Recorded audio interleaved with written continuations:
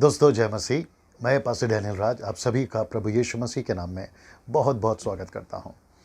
आप सभी जो मुझे सुनते हैं यूट्यूब पे, फेसबुक में, मैं परमेश्वर का धन्यवाद देता हूं कि आप लोग शिक्षाओं को पसंद कर रहे हैं, क्योंकि जो मैं प्रचार कर रहा हूं वो बिल्कुल वचन से होता है और बहुत सारे सब्जेक्ट के ऊपर परमेश्वर अगुवाई कर रहा है कि मैं बात करूं। और आज उन्हीं में से एक सब्जेक्ट है जो कि मैं अभी आपके बीच में रखने जा रहा हूं।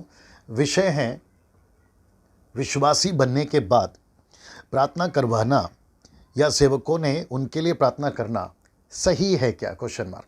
इस विषय के ऊपर मैं अभी आपसे बात करने जा रहा हूं। साथ ही साथ जो मेरे मुंबई के लोग हैं, पूना से हैं, नागपुर से हैं, पंजाब से हैं, राजस्थान, हरियाणा, साउथ की तरफ से हैं, नॉर्थ की तरफ से हैं, मुंबई के बाहर या भारत के बाहर जितने भी हिंदी भाषाओं को समझते हैं, उन सभी को मैं प्रभु यीशु मसीह के नाम में स्वागत करता हूं।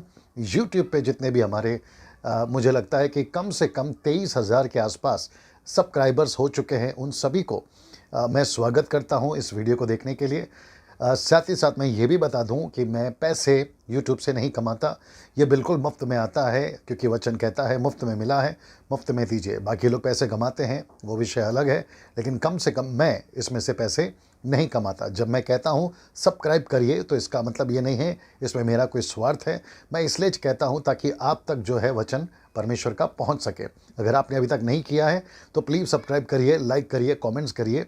और मेरा जो नंबर है वो मैं देता हूँ हमेशा 9982335777।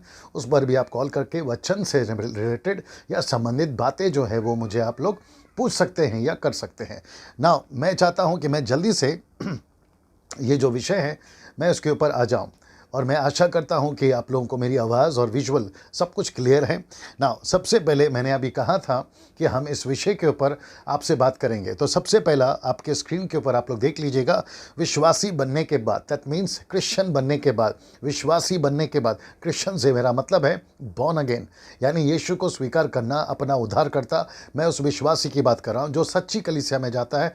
मैं उस विश्वासी की बात कर रहा हूँ जो पिता, पुत्र, पवित्र आत्मा को मानता है, त्रिएक परमेश्वर को मानता है, उसका बपतिस्मा डूब का हुआ है, एक बार डुबाया गया, और जो परमेश्वर यीशु मसीह को अपना उद्धारकर्ता स्वीकार किया है। मैं उस विश्वासी से बात कर रहा हूं, और ऐसे लोगों से मैं बात करने वाला हूं कि जब आप एक बार विश्वासी बन जाते हैं तो क्या ऐसे विश्वासियों ने किसी भी प्रभु के दास से प्रार्थना करवाना, या प्रभु के दासों ने यानी कि सेवकों ने उनके लिए प्रार्थना करना, प्रश्न देख लीजिए, क्या ये सही है?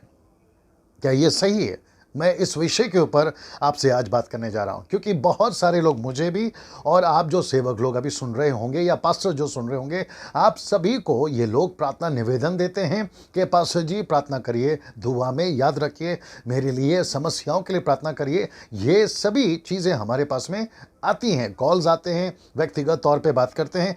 चर्च में पास्टरों को कहा जाता है कि आप प्रार्थना करिए। तो मैंने सोचा कि मैं इस विषय के ऊपर आप सभी के सामने वचन क्या कहता है, बिब्लिकली सही है हम सेवकों ने या ऐसे विश्वासियों ने हमसे प्रार्थना करवाना या हमने उनके लिए प्रार्थना करना सही है या गलत है? आइए उसके ऊपर हम लोग देखने अभी जा रहे हैं ना। मैं चाहता हूं कि सबसे पहले आप ये स्क्रीन के ऊपर देख लें, गॉड इज एंग्री। जी हाँ, आपने ठीक सुना है कि परमेश्वर आज गुस्से में है। God is angry, but question is but why? परमेश्वर गुस्से में क्यों है? तो उसके लिए आपको पढ़ना होगा अय्यूब की पुस्तक, उसका 42वां अध्याय वचन 7, जोब 42 चैप्टर वर्स 7। आपको उसको पढ़ना होगा, कि जो कि ठीक स्क्रीन पर आपके अभी आ चुका है। मैं रिक्वेस्ट करूंगा कि आप लोग यहाँ पढ़ें, और मैं यहाँ पर मेरा जो लैपटॉप ऑन है मैं उसमें पढ़ूंगा। लिखा है कि ऐसा हुआ कि जब यहोवा ये बातें अय्यूब से कह चुका, तब उसने तेमानी एलीपज से कहा, मेरा क्रोध, शब्द को देखिए, मेरा क्रोध तेरे और तेरे दोनों मित्रों पर भड़का है। क्यों भड़का है? जरा अंडरलाइन किया है, आप इसको देख लीजिए। कहता है क्योंकि जैसी ठीक बात मेरे दास अय्यूब ने मेरे विषय में कही है, वैसे तुम लोगों ने नहीं कही। तो इसका मतलब है कि मैं पास्टर डैनियल राज या जो भी प्रभु के प्रचारक हैं, या जो भी प्रॉफिट अपने आप को कहते हैं, अपोस्तल कहते हैं, आप मिनिस्टर हैं प्रभु के, नेशनली या इंटरनेशनली, आप टेलीविजन से प्रचार करते हैं, यूट्यूब से प्रचार करते हैं, फेसबुक से प्रचार करते हैं, आपके चर्च के पुलपिट से प्रचार करते हैं, आपको एक बात याद रखना है, जो कि ये विषय को मैं रांची, झारखंड, जमशेदपुर में भी प्रचार करूंगा। मैं कहना चाहता हूं कि अगर आपने परमेश्वर को ठीक से पेश नहीं किया तो परमेश्वर का गुस्सा आप और मुझ पर भी आ सकता है। ये सबसे पहले मैं चाहता हूं आपको ये वचन मैं रखूं। क्यों रखूं या क्यों मैं रख रहा हूं, उसका एक वजह है, क्योंकि परमेश्वर को सबसे ज्यादा दिलचस्पी है कि मेरे विषय में तुम जो दूसरों को प्रचार करते हो वो कैसे प्रचार करते हो, लोग मेरे बारे में क्या सोचते हैं।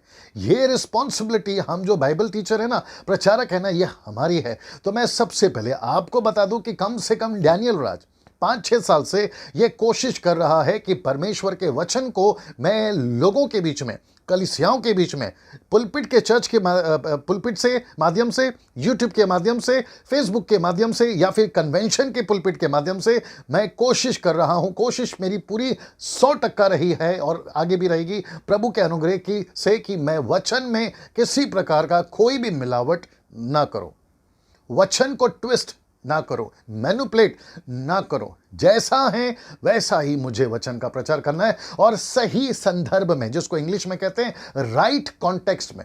साथ ही साथ 2 तिमोथी 2:15 कहता है परमेश्वर के वचन को ठीक तरीके से लोगों को पेश कर, जिसको इंग्लिश में कहते हैं rightly dividing the word of God. उसको ठीक से पेश करना है, और उसमें से मेरी कोशिश है कि मैं ये विषय जो कि विश्वासियों के लिए, विश्वासी बनने के बाद हमने उनके लिए प्रार्थना करना है, सही है या गलत, या विश्वासियों ने हमसे प्रार्थना करवाना सही है या गलत, उस विषय के ऊपर मैं आ रहा हूं। ऐसे मैं बहुत सारे विषय पर आऊंगा, और अभी तक आ चुका हूं, जिसमें से वर्शिप एक है, अन्य भाषाएं हैं, और भी बहुत सारे टॉपिक्स पे मैंने प्रचार किए हैं। वो बैप्टिज्म का हो या फिर ट्रिनिटी का हो, जो कि अगला विषय मेरा, पिछला विषय मेरा रहा है, इन सभी के ऊपर मैं बात करते आ रहा हूं, करता रहूंगा, क्योंकि वचन को परमेश्वर के ठीक से पेश करना बहुत जरूरी है, और यही वजह है कि परमेश्वर को गुस्सा आता है ना। अगला देखिए, आज भी परमेश्वर को गुस्सा आता है जब लोग ठीक बात नहीं होती, या परमेश्वर के वचन को ठीक तरीके से नहीं रखते, और आज का विषय उनमें से एक है। सबसे पहला, ये जो वीडियो है, बहुत ध्यान से सुनिएगा, ये जो वीडियो है ये 5 तरह के लोगों के लिए। सबसे पहला वह जो टीवी में से विश्वासियों के लिए प्रार्थना करते हैं, दूसरा फेसबुक, यूट्यूब, फोन और महासभाओं में। मैं सभी से बात करने जा रहा हूं, आप जो 5 तरह के लोग हैं या 5 कैटेगरी के लोग हैं उनसे, और साथ ही साथ जो विश्वासी उनमें आते हैं उनसे।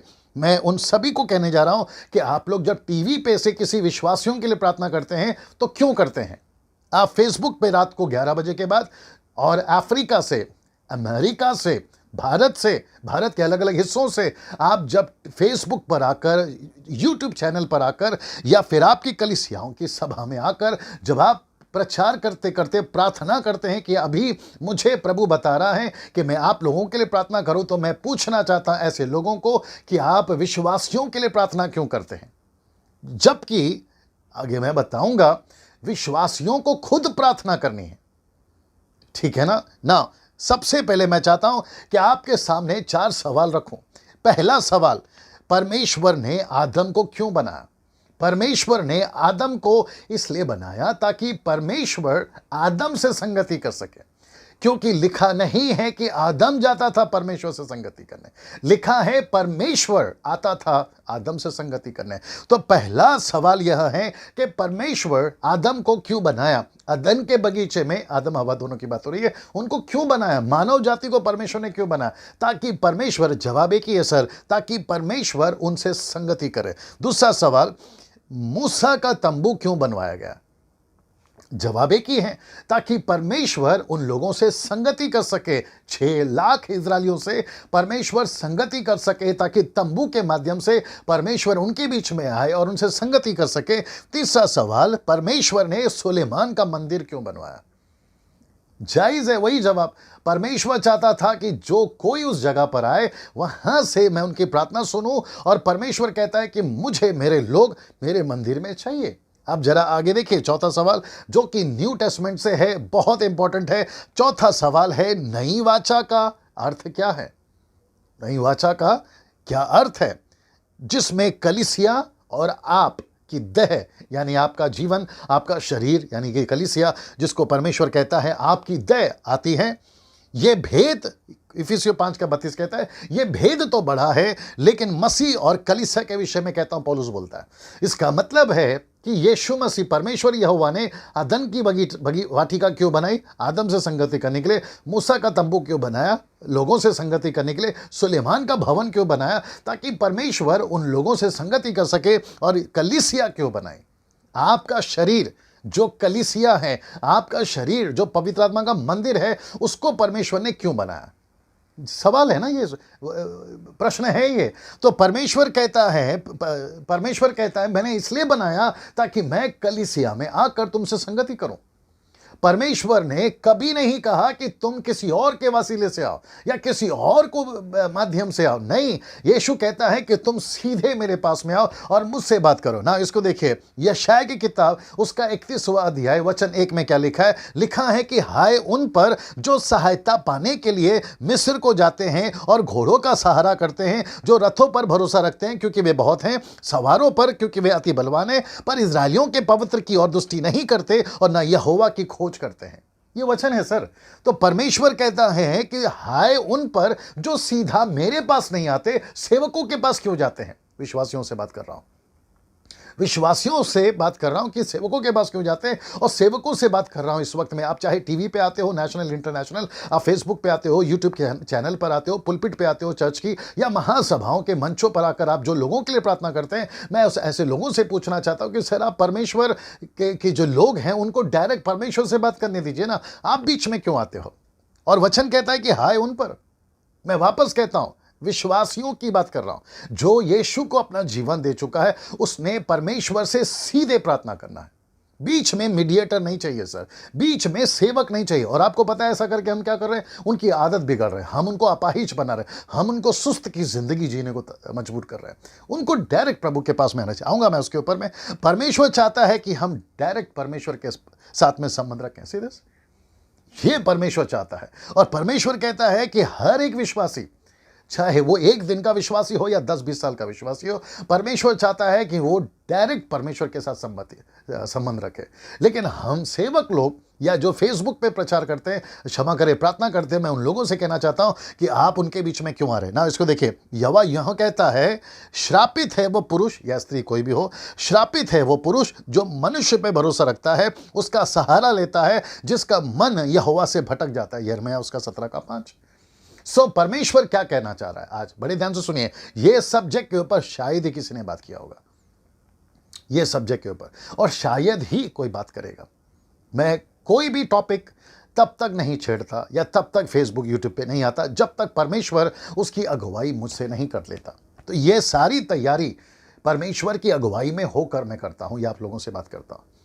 मेरे जो सब्सक्राइबर्स हैं, वेल विशर्स हैं, मैं उन सभी को रिक्वेस्ट करना चाहूंगा कि जैसे ही आप ये वीडियो को सुन रहे हैं, आप लोग इसको खूब शेयर करिए, लोगों तक पहुंचाइए।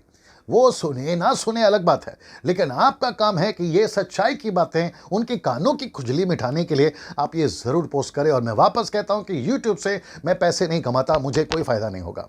सिर्फ इतना मेरा मोटिव, मेरा मकसद है, परमेश्वर